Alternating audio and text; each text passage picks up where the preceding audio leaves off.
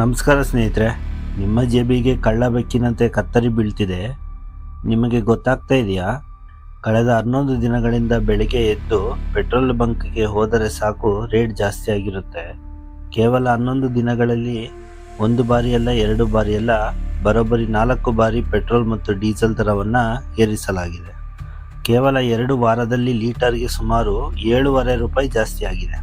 ಬೆಂಗಳೂರಿನ ಪೆಟ್ರೋಲ್ ಬೆಲೆ 110 ದಾಟಿದರೆ ದೆಹಲಿಯಲ್ಲೂ 100ರ ಗಡಿ ಮೀರಿದೆ. ಕಳೆದ 2 ವರ್ಷಗಳಿಂದ ಸೈಲೆಂಟ್ ಆಗಿದ್ದ ತೈಲ ಕಂಪನಿಗಳು ಈಗ ಸಡನ್ ಆಗಿ ಇಷ್ಟೊಂದು ಬೆಲೆ ಏರಿಸ್ತಾ ಇರೋದು ಯಾಕೆ? ಇದರ ಹಿಂದೆ ಇರೋ ಅಸಲಿ ಇಂಟರ್ನ್ಯಾಷನಲ್ ಆಟ ಏನು? ಬನ್ನಿ ಇವತ್ತಿನ ವಿಡಿಯೋದಲ್ಲಿ ಸಿಂಪಲ್ ಆಗಿ ತಿಳಿದುಕೊಳ್ಳೋಣ. ಮೊದಲು ಈ ಬೆಲೆ ಏರಿಕೆ ಹೇಗಾಯಿತು ಅಂತ ನೋಡಿ. ಮೇ 15ರಂದು ಮೊದಲ ಬಾರಿಗೆ ಲೀಟರ್ಗೆ 3ರಷ್ಟು ಬಂಪರ್ ಏರಿಕೆ ಮಾಡಲಾಯಿತು. ಅದಾದ ನಂತರ ಮೇ 19ರಂದು 90 ಪೈಸೆ, ಮೇ 23ರಂದು ಮತ್ತೆ ಸುಮಾರು 90 ಪೈಸೆ, ನಿನ್ನೆ ಅಷ್ಟೇ ಅಂದರೆ ಮೇ 25ಕ್ಕೆ 2 ರೂಪಾಯಿ 61 ಪೈಸೆಯಷ್ಟು ಭಾರಿ ಏರಿಕೆ ಮಾಡಲಾಗಿದೆ. ಇಷ್ಟೇ ಅಲ್ಲ, CNG ಬೆಲೆಯನ್ನು ಕೂಡ ಕೆಜಿಗೆ 1 ರೂಪಾಯಿಯಂತೆ ಹೆಚ್ಚಿಸಲಾಗಿದೆ. ಇಷ್ಟೊಂದು ವೇಗವಾಗಿ ಬೆಲೆ ಏರಲು 3 ಪ್ರಮುಖ ಜಾಗತಿಕ ಕಾರಣಗಳಿವೆ. ಪಶ್ಚಿಮ ಏಷ್ಯಾದಲ್ಲಿ ನಡೆಯುತ್ತಿರುವ ಯುದ್ಧ ಮತ್ತು ಇಸ್ರೇಲ್ ಇರಾನ್ ನಡುವಿನ ಉದ್ವೇಗದಿಂದಾಗಿ ಜಾಗತಿಕ ಕಚ್ಚಾ ತೈಲದ ಅಂದರೆ ಕ್ರೂಡ್ ಆಯಿಲ್ ಸಪ್ಲೈಗೆ ಭಾರಿ ಹೊಡೆತ ಬಿದ್ದಿದೆ.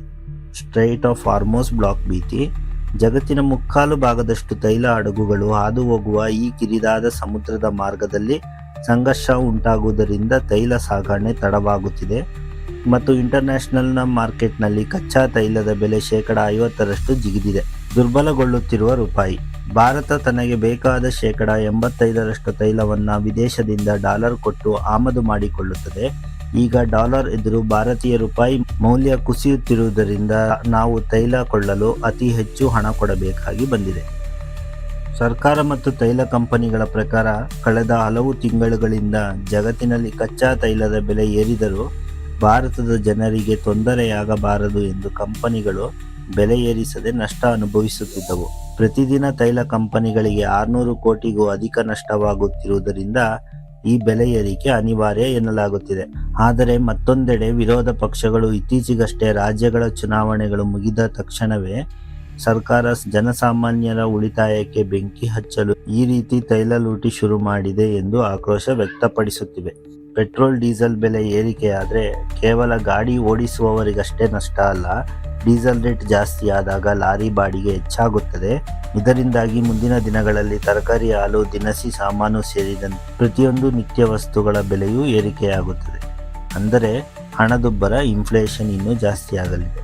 ನಿಮ್ಮ ಊರಿನಲ್ಲಿ ಇವತ್ತಿನ ಪೆಟ್ರೋಲ್ ರೇಟ್ ಎಷ್ಟಿದೆ ಮತ್ತು ಈ ಸಡನ್ ಬೆಲೆ ಏರಿಕೆಯ ಬಗ್ಗೆ ನಿಮ್ಮ ಅಭಿಪ್ರಾಯವೇನು?